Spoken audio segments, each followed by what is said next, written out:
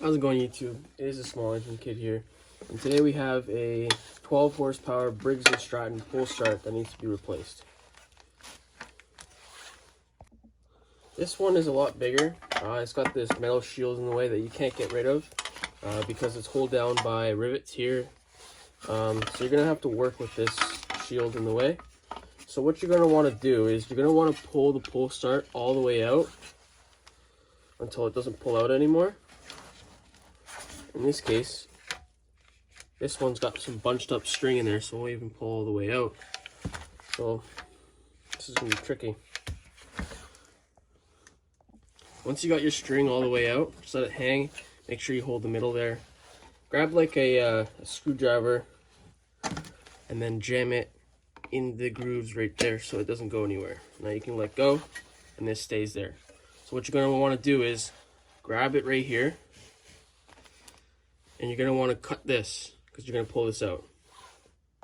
I like to use scissors because it's less chance of myself getting cut. Just go like this, cut that out, and then pull it out. Grab your handle, push the string through the hole here, and then do the same thing. Once your string is out, just toss this in the garbage and grab your new string. The string I'll be using is just this generic starter rope. There's a difference between the Snowblower one and the lawnmower one. The lawnmower one's a lot longer and thinner. This one's a lot thicker for more force. So let's rip this open. Take the elastic band off.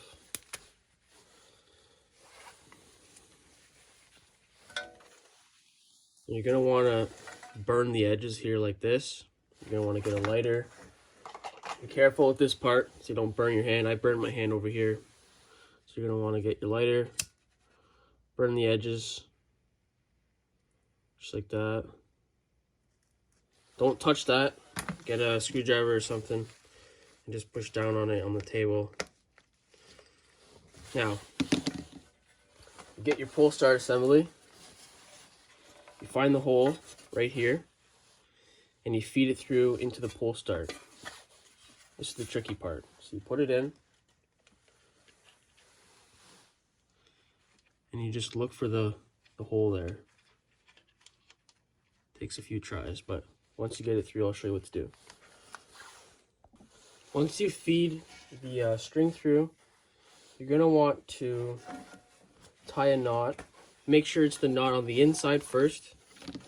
So to tie a knot, you do a loop-de-loop like this.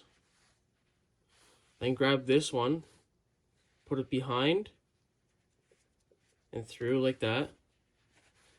And then grab the bottom of the nut and pull up. I like to do two just to be sure.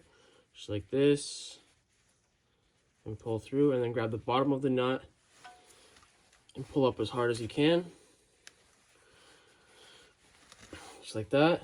And then pull the other side of the string. Keep going until it gets locked in there. And then pull. Make sure that knot is not coming out, just like that. Now don't let go of your screwdriver, you're gonna need this in there still. Now grab your handle. Grab your handle, feed it through. I had to use the longer rope because the other one was actually too thick for it. So, same knot. So make a loop-de-loop, grab the line, put it through the hole, and pull.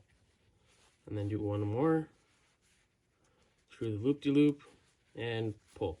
And then grab the bottom, and just pull up like that. And grab this, pull it. Now you can let go, but you're gonna need to do some adjusting to this. So you can let go of this. It's going to do all the work for you. Just like that.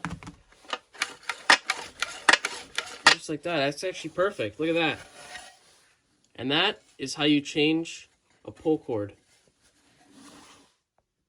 Thanks for watching. If you guys could leave a like, comment, and subscribe. More videos to come. Thank you.